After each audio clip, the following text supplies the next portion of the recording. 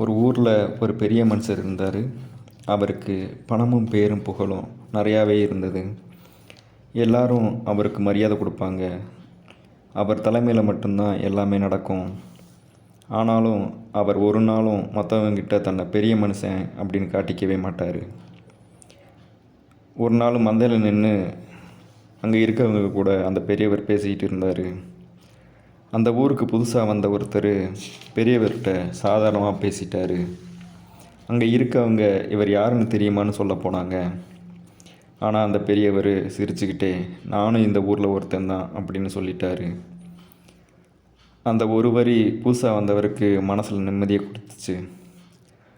அப்புறம்தான் எல்லாரும் புரிஞ்சுக்கிட்டாங்க, உயரத்தில் இருக்கவன் குரலை உயர்த்தி தான் பேச மாட்டான், தனக்கு தன்னம்பிக்கை இருக்கும், அதனால் தலை குனிய மாட்டாங்கன்னு.